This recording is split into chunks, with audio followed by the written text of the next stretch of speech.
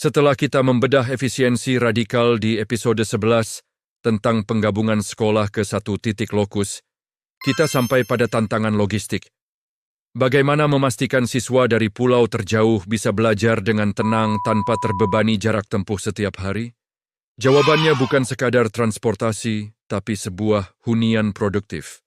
Assalamualaikum warahmatullahi wabarakatuh, sahabat Denyut Kebijakan Publik. Membangun infrastruktur digital tanpa memikirkan ketahanan fisik siswa adalah kebijakan yang setengah hati. Hari ini, kita bicara tentang evolusi barak pendidikan, konsep asrama terintegrasi. Kita tidak hanya memberikan mereka tempat tidur, tapi kita memberikan mereka laboratorium kehidupan. Di sini, kurikulum coding dan kecerdasan artifisial akan bertemu dengan bau tanah pertanian dan amisnya sektor perikanan. Inilah tempat di mana teknologi berubah menjadi uang dan kesejahteraan. Mengapa asrama? Di hamparan wilayah ekstrim seperti Indragiri Hilir, waktu siswa seringkali habis di atas sampan menuju sekolah. Dengan konsep asrama, kita memberikan keamanan dan fokus. Namun, asrama ini bukan sekadar barak tidur. Ini adalah inkubator kewirausahaan digital yang dirancang khusus sesuai kondisi geografis lokus tersebut. Bayangkan, siswa tak lagi lelah menempuh perjalanan jauh setiap hari. Energi mereka sepenuhnya tercurah untuk belajar dan berkreasi. Ini adalah langkah pertama untuk memastikan tidak ada anak yang tertinggal hanya karena faktor geografis. Nah, ini yang paling menarik. Berdasarkan draft tesis saya, kebijakan publik harus adaptif. Asrama ini bukan tempat pasif, tapi menjadi pusat kurikulum terapan.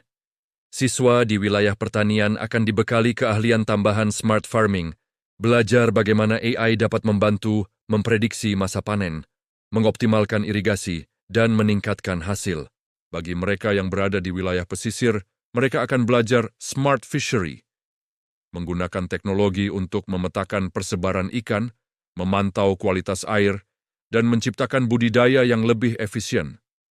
Mereka tidak hanya belajar teori di kelas, tapi langsung mempraktikkan kewirausahaan berbasis potensi lokal, yang kita sedang mencetak pengusaha muda digital yang tetap mencintai tanah kelahirannya, bukan menarik mereka keluar dari komunitasnya. Lalu bagaimana dengan keberlanjutannya? Inilah puncak dari efisiensi yang kita bahas di episode sebelumnya. Asrama ini menjadi tempat di mana hasil pertanian atau perikanan dari pembelajaran terapan tersebut dapat dipasarkan secara digital langsung dari barak pendidikan. Hasilnya, kemandirian ekonomi bagi asrama itu sendiri sekaligus menjadi bekal nyata bagi siswa saat mereka lulus nanti.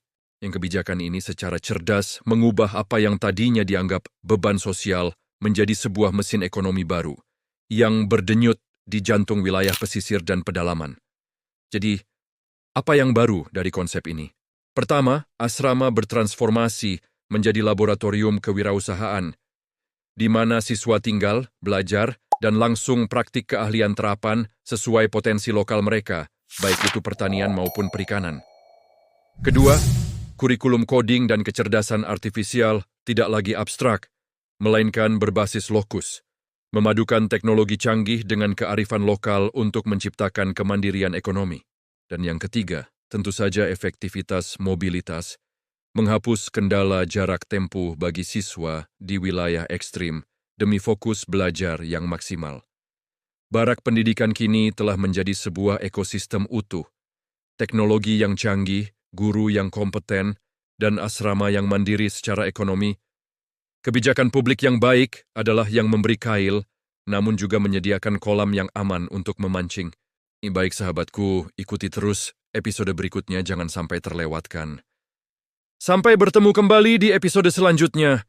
Salam denyut kebijakan publik dan salam persatuan kesatuan bangsa Indonesia Jaya. Jangan lupa like, subscribe, komen, dan share. Dan sekali lagi, kepada mitra swasta seperti Starlink, Huawei, dan lainnya, kami membuka peluang untuk dapat ikut serta dalam kemitraan pemerintah dan swasta serta menjadi donatur dalam perjalanan riset ini. Saya Agus Budi Utomo, analis kebijakan publik. Sampai jumpa di episode berikutnya.